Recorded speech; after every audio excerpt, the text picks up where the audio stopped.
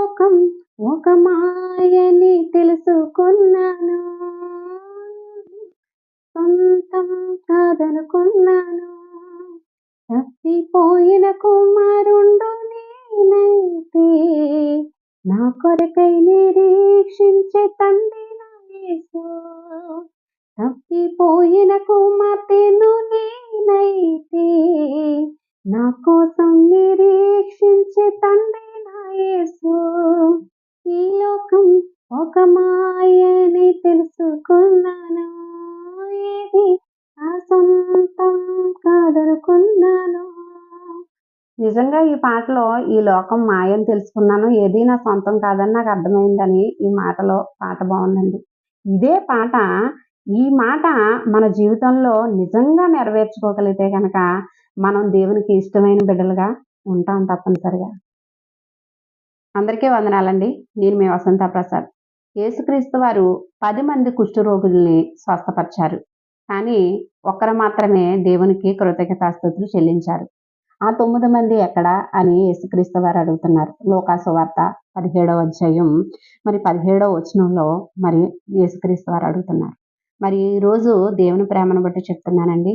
దేవుని మేలులు పొందుకున్న మనం, ఆయన ద్వారా స్వస్థపరచబడిన మీరు నేను కూడా మరి ఆ 9 మంది కృతజ్ఞత లేని వారి 9 మందిలో మనం ఉన్నామా?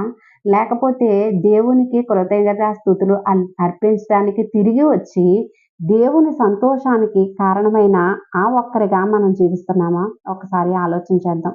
మీకు నాకు యేసయ్య ఎన్ని మేలులు చేసుండ్రు. యేసయ్య చేసిన మేలులకి ఎన్ని కృతజ్ఞతలు మనం చెల్లించాము. మనం ఒకసారి ఆలోచిద్దామండి. వందనాలు. I love you Jesus, you are my choice. నీ సన్నిధిలోనే ఉన్నది నాకు సంతోషము. I love you Jesus, you are my choice. నీ సన్నిధిలోనే ఉన్నది నాకు సంతోషము. నీవే నా ఊపిరి, నీవే నా కాపరి, నారకోట నా రక్షణ శృంగము. I love you Jesus, you are my choice. నీ సన్నిధిలోనే ఉన్నది నాకు సంతోషము. దయగలిగిన తండ్రి, మన యేసయ్య పేరట మనం సంతోషించేవారుగా, ఆయన సన్నిధిలో మనం ఆనందించేవారుగా ఉంటే మనం జీవితాంతం కూడా సంతోషంతో గడిపేలాగా తప్పకుండా మనకు సంతోషాన్ని దయచేసే తండ్రి నజరేయుడైన యేసుక్రీస్తు. హల్లెలూయా. నా తల్లి నన్ను మరచిపోయినా, నా తండ్రి నన్ను విడచిపోయినా, నా తల్లి నన్ను మరచిపోయినా, నా తండ్రి నన్ను విడచిపోయినా, తల్లి తండ్రి నీవై నన్ను లాలించవా, తల్లి తండ్రి నీవై నన్ను లాలించవా.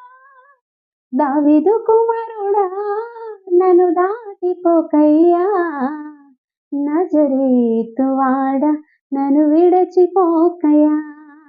దావీదు కుమారుడా నన్ను దాటిపోకయ్యా, నజరేతువాడ నన్ను విడచిపోకయ్యా. నీవు తప్ప నాకీ లోకల్లో ఎవరున్నారయ్యా. అందరికీ వందనాలు తెలియచేసుకుంటున్నానండి. నేను మీ వసంత ప్రసాద్. మరి దేవుడు తాను ఏర్పరచుకున్న వారు మాత్రమే దివారాత్రులు ఆయనకు మొరపెట్టగలరు అని చెప్పేసి లూకా సువార్త 18వ అధ్యాయం 7వ వచనంలో రాయబడి ఉందండి. మరి దేవుడు మనల్ని అందరినీ ఏర్పరచుకున్నారు. ఎందుకు అంటే ఆయన స్వార్థానికి ఏర్పరచుకోలేదండి. నిజానికి మన అవసరతలు తీర్చడానికి, మనల్ని ఆశీర్వదించడానికి మనల్ని ఏర్పరచుకున్నారు. నిజానికి దేవుణ్ణి నమ్ముకోవడం వల్ల, యేసయ్యకు ప్రార్థన చేయడం వల్ల ఆయనకి ఉపకారమా మనకు ఉపకారమా అంటే కనుక మనకే కదండి. ఆశీర్వాదకరమైన ప్రయోజనకరమైన మనకే ఉంటుంది కదా. మరి అంతా ఆ భాగ్యాన్ని మనకు దయచేసి ఆయన మనల్ని ఏర్పరచుకున్నాడు అని అంటే గనక ప్రార్థన చేస్తూ ఆయన్ని సంతోషపెడుతూ ఆయన ఇచ్చే ఆశీర్వాదాలతో మనం బలపడటం అనేది ఎంతో గొప్ప విషయం, మంచి విషయం కదా. మరి ప్రార్థన చేస్తూ మొరపెడుతూ ఆశీర్వాదం పొందుకుందాం.